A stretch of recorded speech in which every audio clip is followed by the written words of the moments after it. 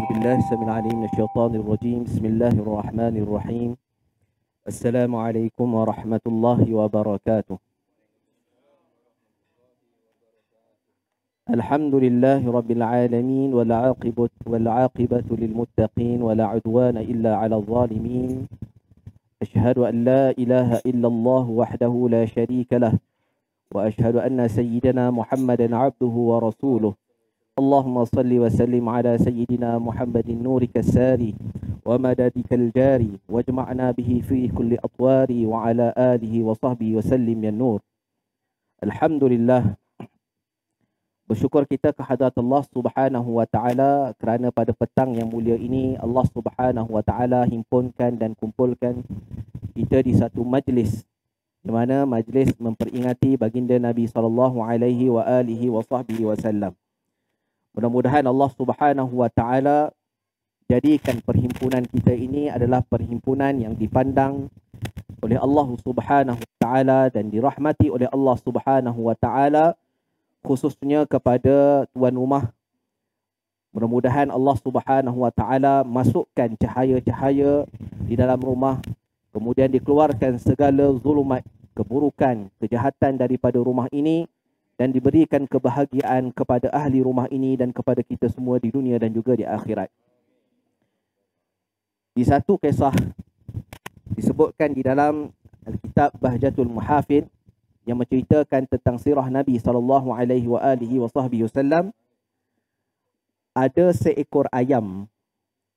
Ayam, semua kenal ayam, makan ayam. Tapi ayam ni special sikit. Apa specialnya ayam ni? Ayam ni pada setiap hari dia akan duduk di depan rumah Rasulullah sallallahu alaihi wasallam. Jadi ayam ni tak akan berganjak, dan orang kalau halau ayam ni tak akan bergerak. Bila ayam ni akan bergerak? Bila ayam ni akan beredar daripada rumah Rasulullah sallallahu alaihi wasallam? Ayam ni akan beredar daripada rumah Rasulullah sallallahu alaihi wasallam setelah melihat Rasulullah keluar daripada rumah dan melihat wajah Nabi sallallahu alaihi wasallam. Seekor ayam ada sifat kasih cinta kepada Nabi, nak tengok Rasulullah sallallahu alaihi wasallam. Bagaimana kita yang bukan ayam? Kita ni diberikan akal oleh Allah Subhanahu wa taala. Allah Subhanahu wa taala berikan fikiran. Sepatutnya kita lebih lagi kasihkan kepada Rasulullah sallallahu alaihi wasallam, kerana kita adalah umat Nabi sallallahu alaihi wasallam yang beriman dengan Rasulullah sallallahu alaihi wasallam dan mengikut syariat Rasulullah sallallahu alaihi wasallam. Sebab itu Sayyidina Hasan bin Thabit radhiyallahu taala anhu menyebutkan di dalam qasidah ataupun di dalam syairnya, qiyami lil habibi alayya fardun wa tarkul fardi ma huwa mustaqimu. Ajibtu liman lahu aqlun wa fahmu yara hadzal jamala wa la yaqumu. Dia kata, bangunku kepada Nabi sallallahu alaihi wasallam. Kenapa Sayyidina Hasan bin Thabit sebut tentang bangun dia kepada Nabi? Jadi bila Sayyidina Hasan bin Thabit radhiyallahu taala anhu melihat Nabi sallallahu alaihi wasallam masuk ke rumah ataupun masuk ke mana-mana majlis ataupun datangnya Rasulullah sallallahu alaihi wasallam, maka Sayyidina Hasan bin Thabit radhiyallahu taala anhu akan bangun dengan kehadiran Nabi sallallahu alaihi wasallam, seakan hormatnya kepada Rasulullah sallallahu alaihi wasallam, kerana ihtiramnya kepada Rasulullah, kerana kasihnya kepada Rasulullah, kerana rindunya kepada Rasulullah sallallahu alaihi wasallam.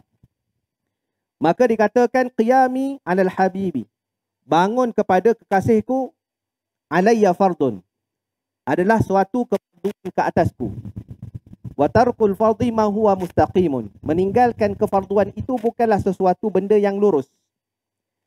Ajibtu liman lahu aqlun wa fahmun, aku amat sangat takjub, amat pelik kepada orang yang mempunyai akal dan fikiran. Yara hadzal jamala wa la yaqumu, melihat keindahan dan kecantikan Nabi sallallahu alaihi wasallam, tapi dia tidak bangun kerana melihat keindahan dan kecantikan Nabi sallallahu alaihi wasallam.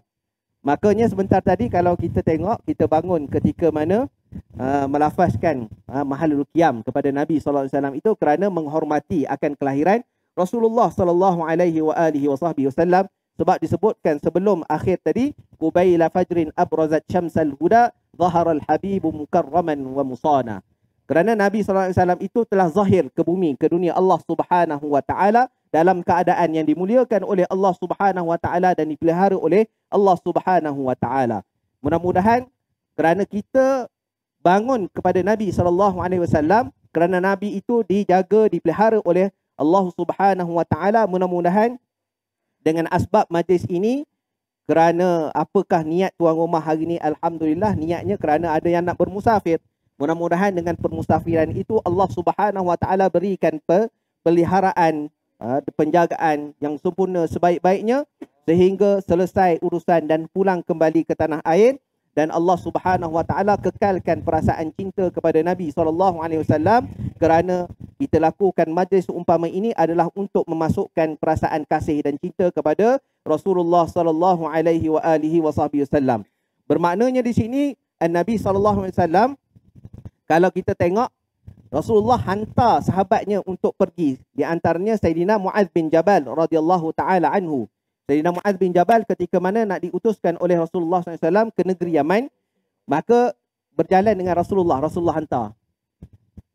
Di suatu perjalanan, maka Rasulullah SAW berkata kepada Sayyidina Mu'adz bin Jabal, "Wahai Mu'adz, sesungguhnya kamu tidak akan kembali ke tempat ini, melainkan setelah kamu kembali nanti, kamu akan lalu di kuburku nanti." Di situlah menangisnya Sayyidina Mu'adz bin Jabal kerana mengetahui bahawasanya itu adalah hari pengakhiran. Dia akan bersama dengan Rasulullah sallallahu alaihi wasallam. Begitu kasihnya pada Rasulullah. Bila Rasulullah beritahu, nanti kamu tak akan jumpa lagi. Bagaimana kalau kita ni tak pernah jumpa langsung dengan Rasulullah sallallahu alaihi wasallam, maupun waktu kita hidup ini Allah tidak berikan kepada kita rezeki untuk menatap wajah baginda Nabi sallallahu alaihi wasallam, maka kita pohon pada Allah mudah-mudahan kita diberikan rezeki untuk menatap wajah Rasulullah sallallahu alaihi wasallam. Maka dengan ini saya ajak diri saya dan juga hadirin dan hadirat yang dirahmati Allah Subhanahu wa taala, biarlah kita letakkan kasih kita kepada Allah dan Rasulullah sallallahu alaihi wasallam, dan melebihi kasih kita semuanya adalah semata-mata Allah dan juga Rasulullah sallallahu alaihi wasallam. Antara tanda mahabbah kasihnya seorang itu kepada Rasulullah sallallahu alaihi wasallam, dia kenal Nabi sallallahu alaihi wasallam dan dia tahu akan biodata Nabi sallallahu alaihi wasallam. Malangnya kita tidak mengetahui biodata Nabi SAW, tapi kita tahu biodata orang lain. Lebih pada kita tahu biodata Nabi SAW. Maka hari ini saya nak ajak sama-sama kita baca sikit daripada nasab Rasulullah SAW. Mudah-mudahan rumah kita ini terjaga daripada segala keburukan dan kejahatan. Saya bertanya kepada Sayyid Al-Habib Abdullah bin Sayyid Abdullah Al-Habsyi mengenai tentang nasabnya Rasulullah SAW. Kelebihannya antaranya, barang siapa yang menjaga di rumahnya itu terdapat nasabnya Rasulullah, insya-Allah tidak akan masuk kejahatan dan keburukan di dalam rumah tersebut dengan keberkatan nasabnya Rasulullah sallallahu alaihi wasallam. Bagaimana kalau nasab tersebut berada di dalam dada orang yang menghafalkan nasab Nabi sallallahu alaihi wasallam? Maka hari ini kita sama-sama baca, boleh ikut saya untuk membaca nasabnya Rasulullah sallallahu alaihi wasallam. Wa Sayyiduna Muhammadun sallallahu alaihi wasallam bin Abdullah bin Abdul Muttalib bin Hashim bin Abdi Manaf bin Qusay bin Kilab bin Murrah bin Ka'ab bin Lu'ay bin Ghalib bin Fihr bin Malik bin Nadir bin Kinanah bin Khuzaimah bin Mudrikah bin Ilyas bin Mudar bin Nizar bin Ma'ad bin Adnan sallallahu alaihi wasallam. InsyaAllah mudah-mudahan dengan pembacaan kita dengan nasabnya Rasulullah sallallahu alaihi wasallam, Allah Subhanahu wa taala jaga kita semua daripada kejahatan-kejahatan, juga kejahatan daripada hawa nafsu kita, supaya tidak terjerumus kepada perkara-perkara yang menyebabkan kita ini jauh kepada Allah Subhanahu wa taala. Dan Rasulullah sallallahu alaihi wasallam beritahu kepada kita sentiasa untuk kita ingat kepada Rasulullah sallallahu alaihi wasallam dan kasih kepada Rasulullah sallallahu alaihi wasallam. Dan juga para ulama mengajarkan kepada kita supaya kita sentiasa ingat kepada Rasulullah sallallahu alaihi wasallam.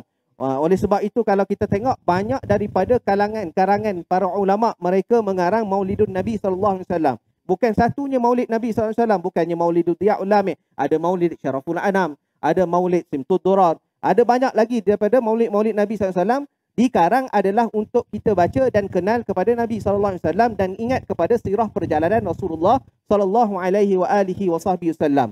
Bagi orang kadang-kadang nak baca kitab tebal-tebal tu dia agak penat, malas nak baca. Tapi dikarang sebagai ringkasan daripada Maulidin Nabi sallallahu alaihi wasallam supaya kita menghayati akan penghijrahan dan sirah Rasulullah sallallahu alaihi wasallam. Kehidupan bagaimana kehidupannya Nabi sallallahu alaihi wasallam. Kita lihat bagaimana para sahabat radhiyallahu taala anhum, mereka amat menjaga menitik beratkan kehidupan Rasulullah sallallahu alaihi wasallam. Sebagaimana Sayyidina Umar radhiyallahu taala anhu, kita tahu Sayyidina Umar sangat-sangat menjaga dan mengikuti sunnahnya Rasulullah sallallahu alaihi wasallam. Disebutkan di dalam satu kisah Sayyidina Umar radhiyallahu taala anhu ditegur oleh anaknya Sayyidatina Hafsah radhiyallahu taala anha. Berkata Sayyidatina Hafsah, wahai ayahku, wahai ayah, kenapa kamu makan makanan yang kering-kering, yang keras-keras seumpama ini? Sedangkan kamu, Allah Subhanahu wa taala bukakan Rom di bawah pemerintahan kamu ketika mana kamu menjadi khalifatul Rasulullah sallallahu alaihi wasallam. Maka Sayyidina Umar jawab kepada Sayyidatina Hafsah radhiyallahu taala an, apakah kamu tidak melihat bagaimanakah makanannya Rasulullah sallallahu alaihi wasallam?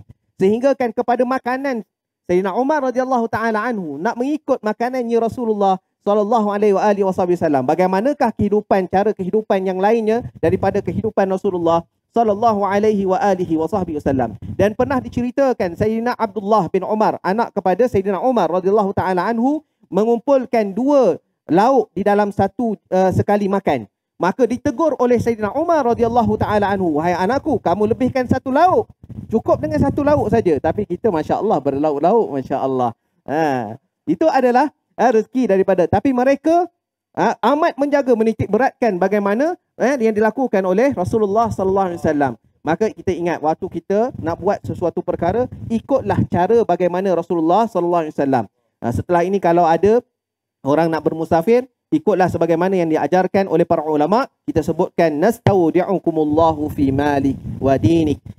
Minta Allah Subhanahu wa taala titipkan, ya Allah, kami titipkan orang ini dan diri mereka, agamanya dan hartanya kepada Allah Subhanahu wa taala. Bila Allah Subhanahu wa taala dititipkan kepada Allah, diberikan kepada Allah untuk dijaga, maka Allah Subhanahu wa taala tidak pernah merosakkan jagaan ataupun mengkhianati apa yang diberikan, dititipkan daripada hambanya. InsyaAllah, mudah-mudahan perkongsian kita yang sedikit ini memberi manfaat kepada kita dan mengingatkan kita sentiasa kepada Rasulullah sallallahu alaihi wasallam. Dan juga sekali lagi kita doakan kepada yang mana yang ingin bermusafir, Allah Subhanahu wa taala berikan kesihatan yang baik, keselamatan di dalam perjalanan, dan dijaga segala daripada perkara-perkara yang tidak diingini dan tidak disukai. Dan Allah Subhanahu wa taala berikan keimanan yang teguh dan keyakinan yang teguh kepada Allah Subhanahu wa taala,